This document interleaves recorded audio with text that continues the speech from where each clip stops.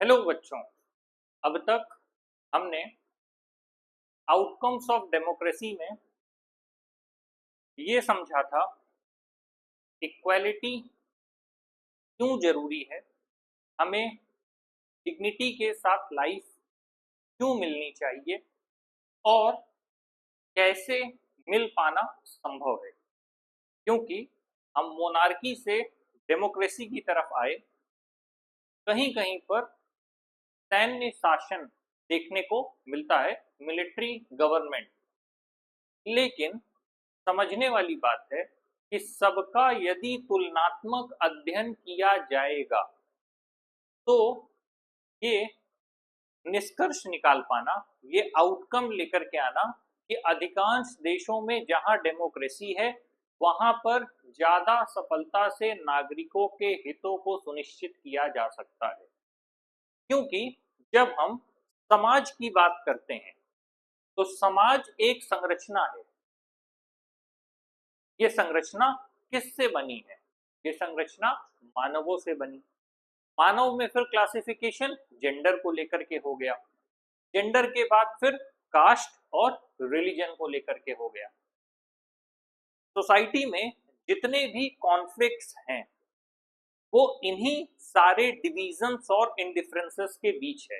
जितने भी क्लासिफिकेशंस हैं, इन सभी क्लासिफिकेशंस की वजह से सारे डिफरेंसेस, जितने भी तरह के डिस्प्यूट्स हैं, जितने तरह के कॉन्फ्लिक्ट्स हैं देखने को मिलते हैं। जेंडर के टर्म्स में बात करें तो ट्रेडिशनल पैटर्न्स जो थे, एक मैरिटल सिस्टम के, एक सोसाइटल सेटअप का और एक सोसाइटी के प्रेशर का, वो धीरे धीरे कम होता चला जा रहा है या फिर संरचना ट्रांजिशन फेज से गुजर रही है, जिससे तरह तरह के बदलाव देखने को मिलते हैं।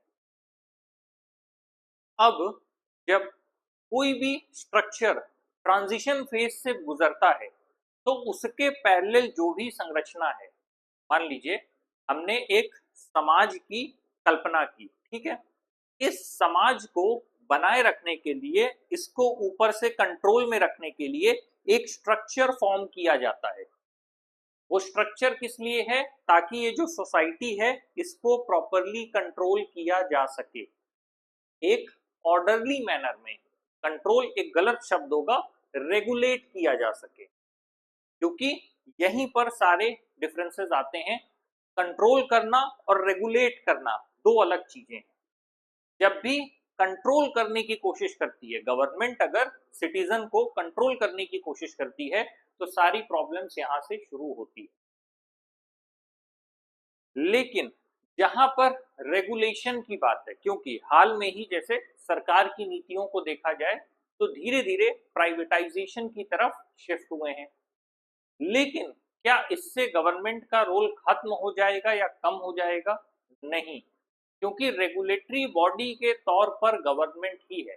इस पूरे देश का फ्रेमवर्क भले 5 से 10% फील्ड ही गवर्नमेंट ऑक्युपाई करे, लेकिन इस पूरी कंट्री को किस तरह से रन करना है, उसको रन करने के लिए किस तरह की पॉलिसीज बनेंगी, किस तरह पॉलिसीज फ्रेम होंगी और वो सामने आएंगी, वो सब गवर्नमेंट के हाथ में ही रहता है। इसीलिए जो सिस्टम बनाया जाता है, एक सिस्टम तो वो है जिसके माध्यम से सभी नागरिकों का हित सुरक्षित करना है, उनके हित को, जन कल्याण को सुनिश्चित करना है। दूसरा सिस्टम वो है, क्योंकि सरकार निरंकुश ना हो जाए, उस सरकार पर नियंत्रण के लिए, ऐसा देखने को मिलता है। एक सिस्टम, अगर हम बात करें सोसाइटी क्या है, एक तरह का स्ट्रक्चर है।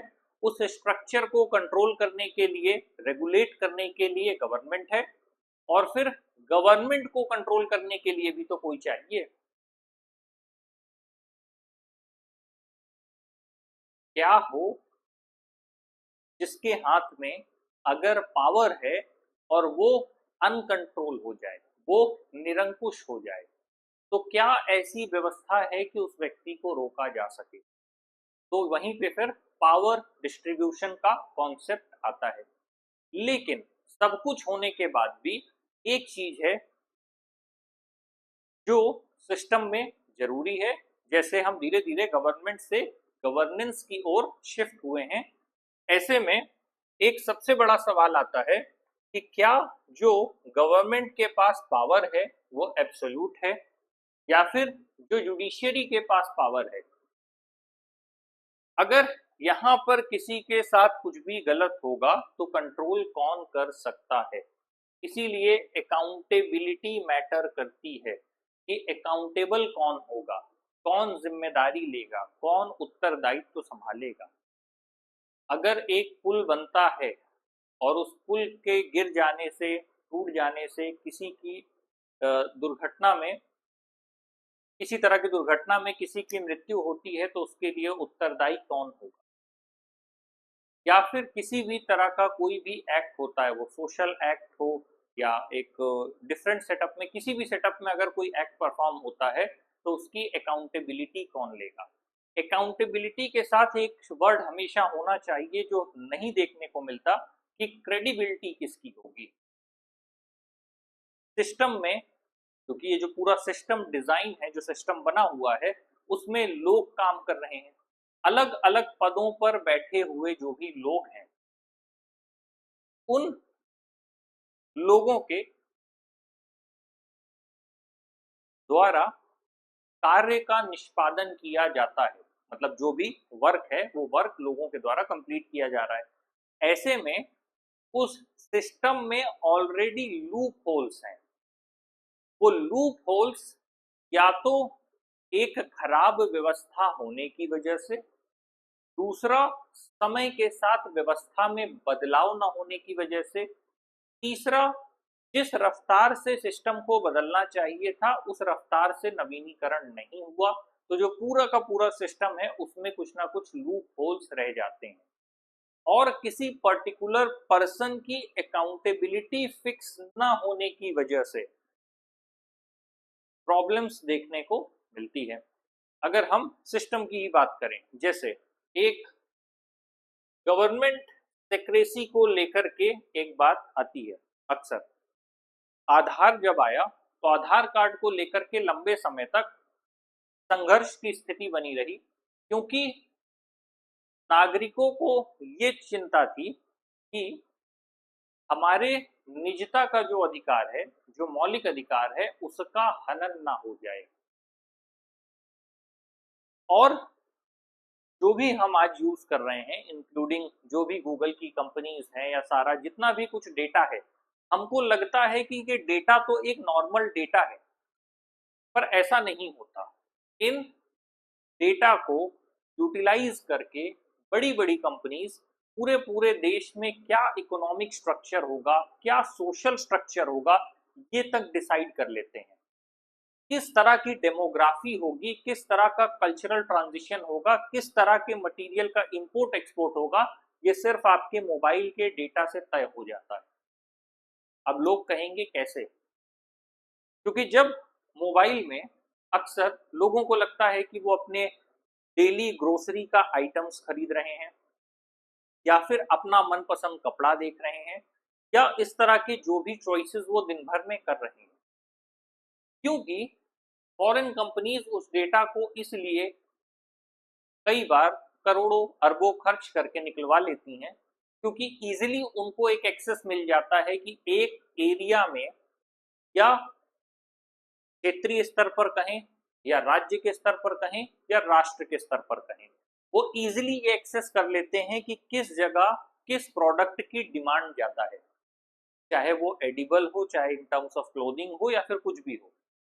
वो इजीली एक्सेस कर लेते हैं कि इस जगह पर इस प्रोडक्ट की ज्यादा डिमांड है, और कौन सा हमारा ऐसा प्रोडक्ट है जो हम इंडिया में पॉपुलेशन ज्यादा होने की वजह से उनके मार्केट में उतारेंगे तो वहां पर कंजम्पशन ज्यादा होगा। आपको ऐसा लग सकता है कि जो कल्चरल शिफ्ट हो रहा है वो कल्चरल शिफ्ट अपने आप हो रहा है, नहीं, वो पूरा जो मैट्रिक्स है वो डिजाइन किया गया है। जैसे अक्सर इंस्टा या किसी भी जगह पर जब एक जैसी अलग अलग टाइम ड्यूरेशन में अलग अलग कैटेगरी की रील्स आती हैं या अलग अलग चीजें दिखाई जाती हैं, तो वो सब एक मैट्रिक्स के थ्रू बहुत इजीली कंट्रोल है, लेकिन वो एक छोटा एस्पेक्ट है। लेकिन किसी कंट्री की डेमोग्राफी, उसकी इकोनॉमिक स्ट्रक्चर, क्योंकि आपने किसी की इकोनॉमिक नीड्स को जान लिया, जब आप उसकी इकोनॉमिक नीड्स को जान लेंगे तो आप इजीली फुलफिल करेंगे या दूसरी तरफ से कंट्रोल करने की कोशिश करेंगे। तो जब आप किसी का मार्केट प्लेस कंट्रोल करते हैं तो इन टर्म्स ऑफ इकोनॉमिक कंट्रोल में आपका अल्टीमेटली सोशल कल्चरल शिफ्ट भी आ जाता है।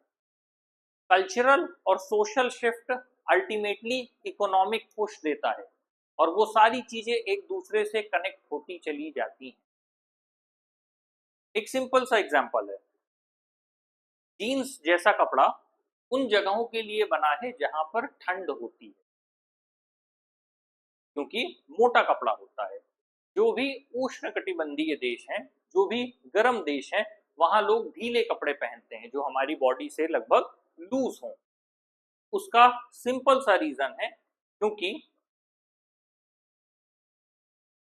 फिटिंग होने की वजह से लोग मोटा कपड़ा नहीं पहनते। लेकिन वो एक फैशन के टर्म्स में इंडिया में आया और एक लंबे समय तक हर जगह देखने को मिला। एटलीस्ट नॉर्थ इंडिया में, चाहे आप गांव में हो, शहर में हो, गर्मी हो, ठंडी हो, बरसात हो, लोगों ने एक कपड़ा ऑप्ट कर दिया। सवाल एक कपड़े का नहीं है, सवाल ये है कि उसको कितना स्ट्रेटेजिकली कहीं पर इनपुट किया गया है। इवन कभी हम फुर्सत से देखेंगे तो इंटरनेट और उसके पीछे की भी सारी चीजें समझेंगे, लेकिन ये सारी चीजें बहुत ही स्ट्रेटेजिकली एक जगह पर प्लेस की जाती हैं। तो सवाल फिर से वही आता है कि अगेन हम थोड़ा और पीछे आते हैं, निजता की बात करते हैं तो हमारी चिंता केवल सरकार से खुद के निजी हितों की सुरक्षा से ज्यादा इस बात की भी हो जाती है कि क्या जो विदेशी कंपनियां जो डेटा हमारा ले जा रही हैं वो कितना सुरक्षित रख पा रहा है। क्योंकि अगर एक अच्छी सरकार है तो हमें हर तरह की सुविधाएं, हर तरह के परिवर्तन, हर तरह की नई चीजें आसानी से उपलब्ध होंगी। लेकिन यदि कोई ऐसी सरकार आ जाए जो उस डेटा का गलत प्रयोग करे, मिसयूज करे, तो क्या होगा, ये भी एक समझने वाली बात है। खैर, ये सरकार के संदर्भ में है, लेकिन सरकार के साथ साथ पैरेलल जो डेटा हमारा बाहर जा रहा है, क्योंकि ज्यादातर सर्वर हमारे बाहर के हैं और हम सिर्फ अपना डेटा लगातार अपलोड किए जाते जा रहे हैं। धीरे धीरे सारे सरकारी सिस्टम भी डिजिटल की तरफ जा रहे हैं। पहले फाइल सेफ थी, अब ये सारे जो कंसर्न्स हैं, जो इश्यूज हैं, वो सामने आएंगे धीरे धीरे। और अगेन जब डिजिटल लेवल पर क्राइम होता है तो जो सस्पेक्ट है वो आपके सामने नहीं है, उधर बैठा व्यक्ति कुछ भी करके जा सकता है, चाहे वो अच्छा हो या खराब हो। ऐसी स्थिति में अकाउंटेबिलिटी किसकी होगी, उसको लेकर के लॉस किस तरह के होंगे, सोसाइटी में फ्रेमवर्क किस तरह का होगा। तो अकाउंटेबिलिटी हर फील्ड में बराबर काम करती है। और साथ ही एक पिक्चर बनाया है, उस पिक्चर के माध्यम से ये बताने की कोशिश की है कि हम कितना जानते हैं। एक सार्केज्म है, गवर्नमेंट की पिक्चर बनाई गई है। गवर्नमेंट हमारे बारे में कितना जानती है, पूरा का पूरा। गवर्नमेंट चाहे तो उसके पास मशीनरी है, उस मशीनरी को ही सेफ गार्ड किया गया है हमारे फंडामेंटल राइट्स से, डेमोक्रेसी से, कि उसको वायलेट नहीं किया जा सकता बिना किसी स्पेसिफिक रीजन के। इसीलिए अलग अलग ग्राउंड्स हैं। वो एक अलग बात है कि अभी भी ह्यूमन राइट्स से लेके हर चीज में सुधार होने की और ज्यादा गुंजाइश है। वो तब है जब हमने एक सामाजिक संरचना बनाई, उस संरचना को नियंत्रित करने वाली संस्थाएं बनाई, उन संस्थाओं को वापस से एक बार रीशेप करके उनके नए पावर्स को डिफाइन किया। क्योंकि अब तक जो भी हमारे पास पावर्स डिफाइंड हैं वो सब की सब औपनिवेशिक काल से अब तक चली आ रही है। तो जो औपनिवेशिक काल में देश के शोषण के लिए जो व्यवस्था बनी थी, उसी व्यवस्था को हम लेकर के आगे चले आ रहे हैं। वो व्यवस्था उस समय के भारत को संभालने के लिए बनाई गई। अगर हम टर्म्स ऑफ जेंडर बात करें, अक्सर लोग इस बात को लेकर के विवाद करते हैं कि जेंडर को लेकर के जेंडर न्यूट्रल लॉज नहीं है। हम आज भी उन्हीं स्थितियों के अनुसार चलना चाह रहे हैं जो 1950 की सिचुएशन थी। तब शायद देश में महिलाओं की लिटरेसी रेट 11-12% रही हो, या इस हिसाब से कुछ रही होगी, क्योंकि लिटरेसी रेट ही कम थी। एजुकेशन तो बात की बात है, मैं लिटरेसी रेट की बात कर रहा हूँ। तो उस लिटरेसी रेट से आप सीधे यहाँ पर आ गए जहां पर सारी विमेन, सारी नहीं, approx 60 to 70% women section educated है। अब ऐसे में दो अलग सेक्शंस क्रिएट हैं, एक ऑपरेस्ट है, एक ऑपरेशर है। ऐसा नहीं है कि सिर्फ शोषण हो रहा है, शोषण करने वाला वर्ग भी तैयार हो चुका है। तो क्या अपलिफ्टमेंट की जरूरत नहीं है? नहीं, ऐसा नहीं है, अपलिफ्टमेंट की भी जरूरत है, लेकिन जहां पर अपलिफ्टमेंट का गलत यूज है उनको पनिश करने की भी जरूरत है, तब जाकर के एक बैलेंस क्रिएट होगा। तो ठीक इसी तरह चीजें लगातार बदलती हैं। तो ये सार्केज्म है कि गवर्नमेंट हमारे बारे में इतना जानती है और हमें गवर्नमेंट के बारे में कुछ खास नहीं पता होता। एनीवेज, तो जब हम बात करते हैं अकाउंटेबिलिटी, उसके साथ रिस्पॉन्सिव, हर जगह टाइम बाउंड मैनर में हमें जवाब मिलना चाहिए। सरकार किस हद तक जवाब दे रही है? हर जगह सरकारी विभागों में लेट लतीफी एक आम बात है। एक लंबा समय गुजरा जो लाल फीताशाही थी, गवर्नेंस आने की वजह से वो बंद हुई। लेजिटिमेट गवर्नमेंट डिपेंड करता है कि जब हम डेमोक्रेसी के टर्म्स में बात करते हैं तो हमें हमेशा ये तय करने का अधिकार है कि हमारा रूलर कौन होगा, हमारे राजा, इन टर्म्स ऑफ हमारे जो भी निर्वाचित प्रतिनिधि होंगे वो कौन लोग हैं, क्योंकि हमारे पास इस बात की स्वतंत्रता है कि हम उनका चयन कर सकते हैं। लेकिन चयन के बाद काम करना उनकी मर्जी पर निर्भर होने की बजाय कुछ पैरामीटर्स के साथ तय होना चाहिए, जिससे कि उन पैरामीटर्स को फुलफिल किए बिना लोग आगे ना बढ़ सके। वो कब होगा? जब एक अकाउंटेबिलिटी तय होगी, क्योंकि हमने जिनका चयन किया उनसे हमें अपने निजी हितों की लाभ की आकांक्षा है, वो लाभ हमें मिले, इसके लिए हमने उनका चयन किया है। तो अगर रिस्पॉन्सिव नहीं है, अगर अकाउंटेबल नहीं है, तो जो हम चाहते हैं वो नहीं हो पाएगा, और यही धीरे धीरे देखने को मिलता है। इसीलिए सरकार और नागरिक के बीच में एक स्वस्थ संबंध होने की जरूरत है, जहां नागरिक अपने हितों से संबंधित बातों को रख सके। रखने से ज्यादा जरूरी है सरकार के पास इतना साहस होना कि वो बदलाव की दिशा में बढ़ पाए,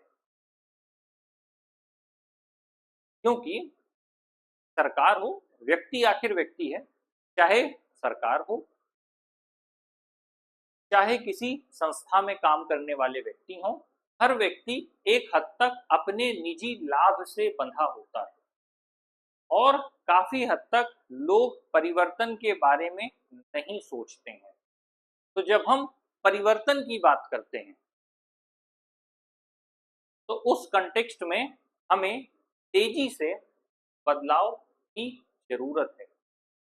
लेकिन पिछली भी जो कुछ सरकारें रहीं वो इतनी मंथर गति से चलती हैं। ऐसा नहीं कि ऐसा जानबूझकर किया जाता है, पर सिस्टम इस तरह से डिजाइन है कि वो फास्ट पेस चेंज को एक्सेप्ट नहीं कर पाते।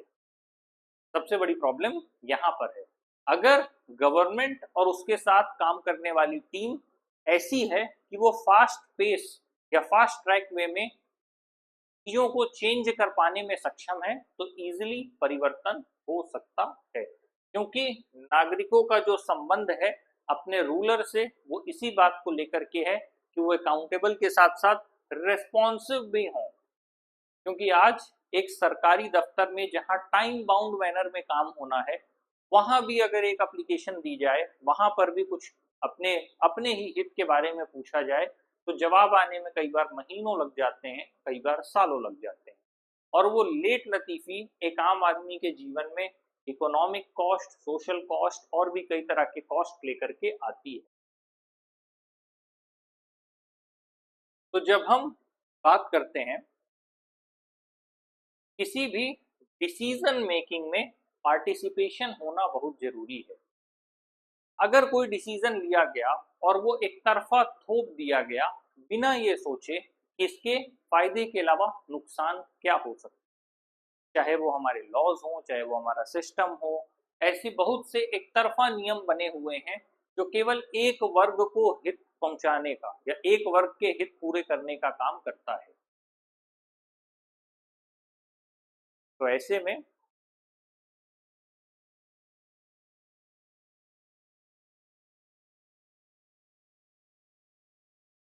कहीं ना कहीं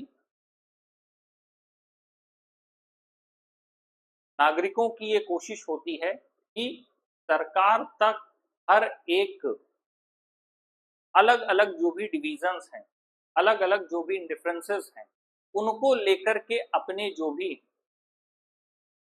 एक आउटकम जो डिराइव करना चाह रहे हैं या फिर एक जो प्रॉपर रिजल्ट गेन करना चाह रहे हैं, वो सरकार से मिल सके। तो अगर हम आउटकम ऑफ डेमोक्रेसी की बात करें तो वो क्या है?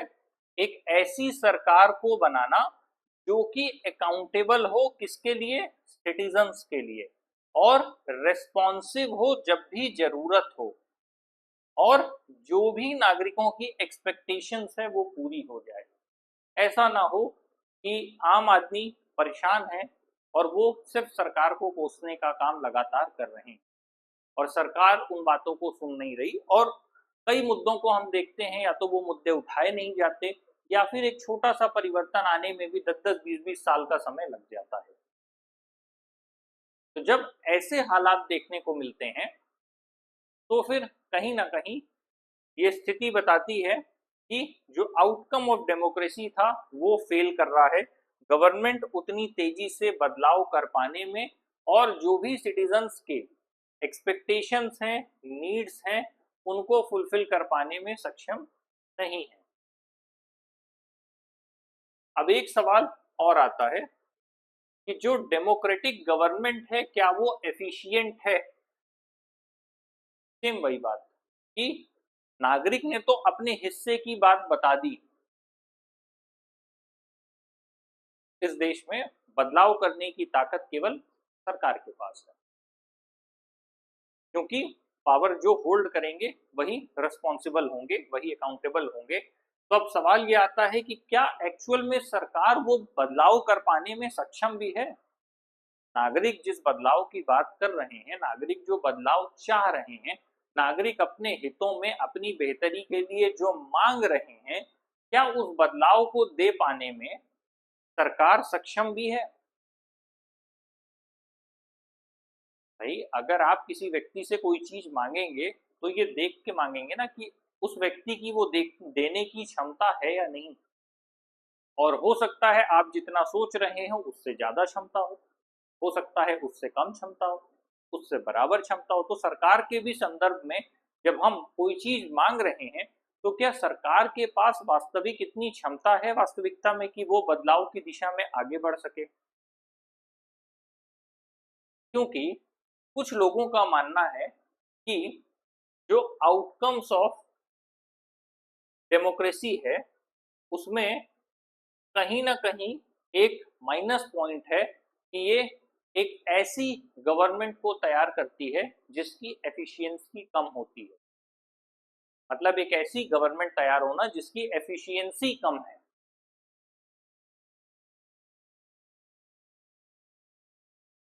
ऐसे में जो नॉन डेमोक्रेटिक रूलर्स हैं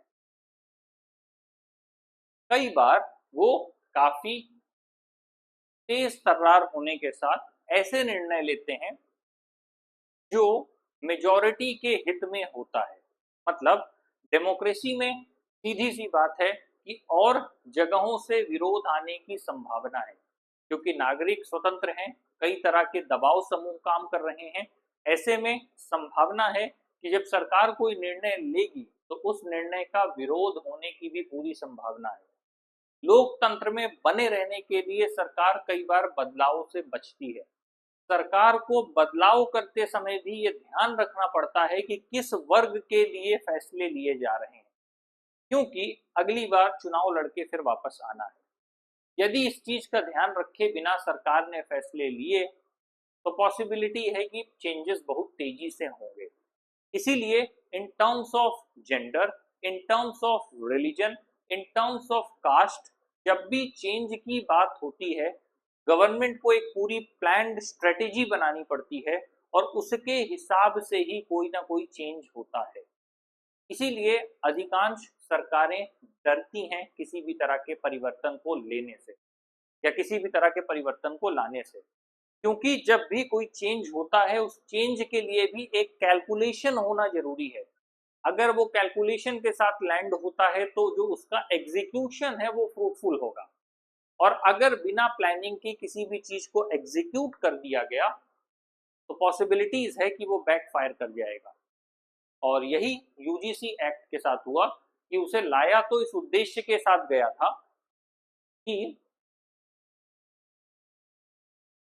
डिस्क्रिमिनेशन को कम किया जाएगा, लेकिन उसकी उल्टी परिस्थिति सामने हो गई, क्योंकि हम जेंडर न्यूट्रल के साथ साथ कास्ट न्यूट्रल भी होना पड़ेगा इन टर्म्स ऑफ लॉज। नहीं तो जो लेवल ऑफ एक्सप्लॉइटेशन है, जो साइकिल ऑफ एक्सप्लॉइटेशन है, वो लगातार चलता रहेगा। तो फिर कहीं ना कहीं ये देखने को मिलता है कि ऐसी जगहों पर जहां पर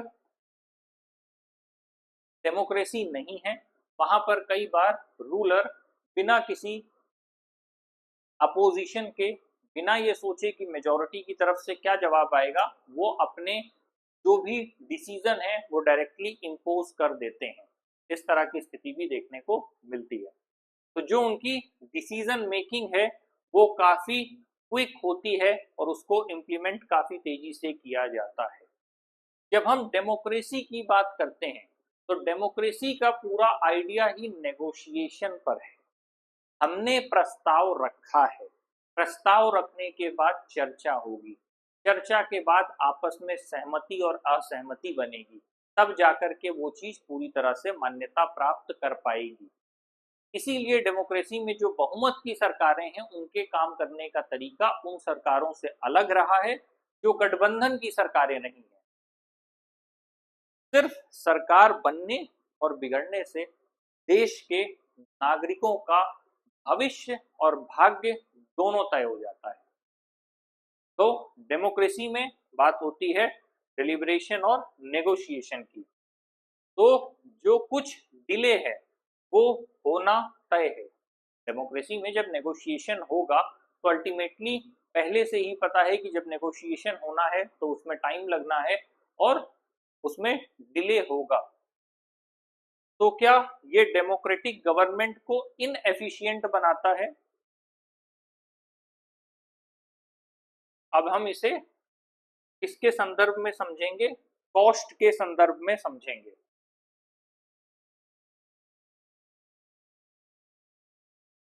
मान लेते हैं, इमेजिन करते हैं, एक गवर्नमेंट है जो काफी तेजी से डिसीजंस लेती है,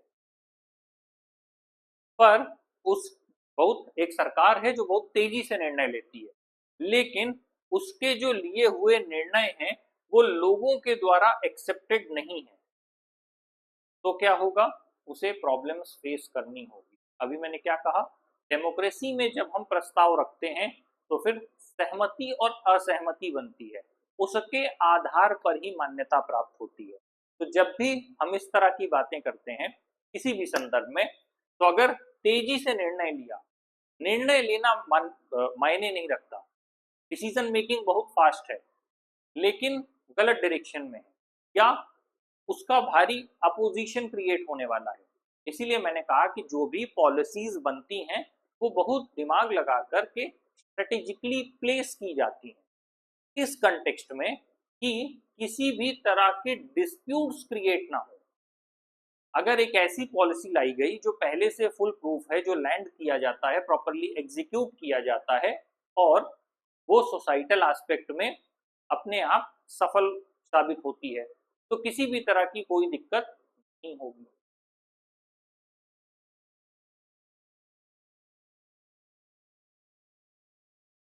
लेकिन अगर वही बैकफायर करती है तो अल्टीमेटली सामने से सरकार को विरोध का सामना करना पड़ेगा और सरकार नहीं चाहती कि एक बड़े जनमत की तरफ से उसे विरोध देखने को मिले। तो जब हम डेमोक्रेटिक गवर्नमेंट की बात करते हैं तो वो ज्यादा समय लेते हैं फॉलो करने में, क्या, प्रोसीजर्स। इसीलिए before arriving at a decision, किसी एक डिसीजन के आने से पहले कई बार इसीलिए सालों का समय लगता है। कई बार सरकारें धक्का दे रही होती हैं और किसी भी निर्णय को लेने से बच रही होती हैं या अपना बचाव कर रही होती हैं, क्योंकि यहाँ पर एक प्रोसीजर फॉलो किया जाता है। तो पॉसिबिलिटी है कि जो भी चीजें ज्यादा लोगों के द्वारा एक्सेप्टेबल होंगी वो अल्टीमेटली लार्जर बेनिफिट देंगी। या फिर हम ऐसे कहें कि पहले कोई प्रस्ताव रखा गया और उसे व्यापक स्तर पर जन समर्थन मिला, या फिर हम पहले ही प्लान कर लें और उसी योजना को लेकर के सामने आए जिसे व्यापक स्तर पर जन समर्थन मिलने की उम्मीद है। ये कैसे पॉसिबल है? ये स्ट्रेटेजिकली ही पॉसिबल हो सकता है। तो फिर कह सकते हैं कि जो डेमोक्रेसी में कॉस्ट ऑफ टाइम है वो वर्थ इट है। मान लीजिए सालों बाद कोई परिवर्तन हुआ लेकिन उस परिवर्तन के सकारात्मक परिणाम रहे, तो फिर जो समय लगा वो अपने आप में फिर समझा जा सकता है कि हाँ, वो समय लगना उचित है।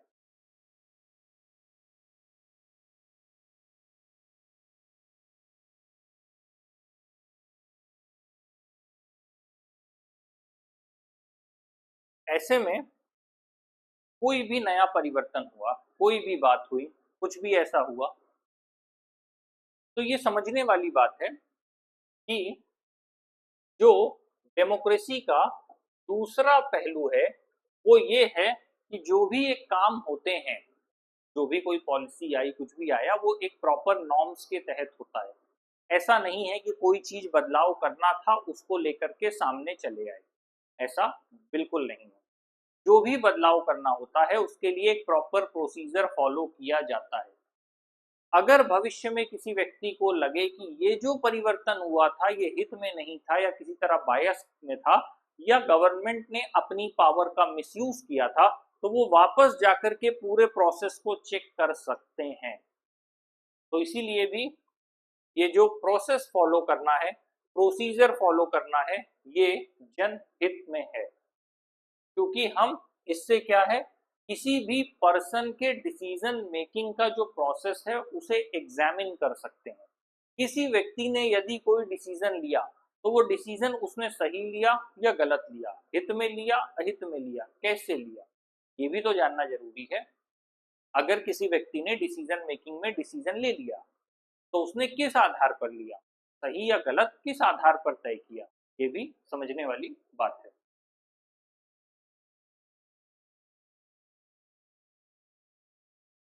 इसको हम ट्रांसपेरेंसी कहते हैं। ट्रांसपेरेंसी, अक्सर लोग कहते हैं कि किसी भी रिलेशन में, किसी भी डिसीजन में हमेशा ट्रांसपेरेंसी होनी चाहिए। तो यहाँ जो रिलेशन है वो किसका है? गवर्नमेंट और सिटीजन के बीच का है। तो अगर ट्रांसपेरेंसी है, किसी तरह की सिक्रेसी नहीं है, तो सारी चीजें पता होती हैं कि क्या क्या स्टेप्स फॉलो हुए, उसके बाद ये डिसीजन लिया गया। तो अगर डिसीजन गलत जाता है तो भी पता है, डिसीजन सही जाता है तो भी पता है, और एक लेवल पर आउटकम्स कंट्रोल किए जा सकते हैं।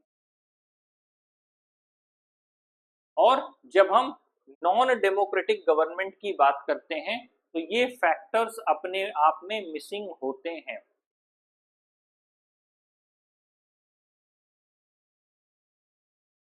इसीलिए जब हम डेमोक्रेसी की बात करें तो हमेशा हमें ट्रांसपेरेंसी, अकाउंटेबिलिटी जैसे चीज़ों पर ध्यान देना चाहिए, जिससे कि हम ये तय कर पाएं कि जो भी डिसीजंस सरकार के द्वारा लिए जा रहे हैं वो हमारे हित में हैं और लॉन्ग टर्म में हमें बेनिफिटेड करेंगे। तो बेसिकली जब हम आउटकम्स ऑफ डेमोक्रेसी की बात करते हैं तो हमने ये समझा आज की क्लास में कि कभी कभी जो डिसीजंस मेजॉरिटी को साइडलाइन करके लिए जाते हैं बिना ये सोचे कि लोग क्या कहेंगे, जनमत क्या कहेंगे, ऐसा हमें देखने को मिलता है जहां नॉन डेमोक्रेटिक स्ट्रक्चर है, लेकिन कई बार उसके फायदे हैं तो उसके नुकसान होने की भी संभावना है। लेकिन इसके विपरीत जब हम बात करते हैं डेमोक्रेटिक स्ट्रक्चर की तो यहाँ पर एक प्रोसेस फॉलो होता है, उस प्रोसेस की वजह से डिसीजन मेकिंग ऑलमोस्ट सही आता है और लोग इजीली चेक कर सकते हैं। यहाँ पर अकाउंटेबिलिटी और ट्रांसपेरेंसी की उम्मीद की जाती है और किसी भी प्रोसेस को, नॉर्म्स को, प्रोसीजर को हम इजीली पीछे जाकर के चेक कर सकते हैं।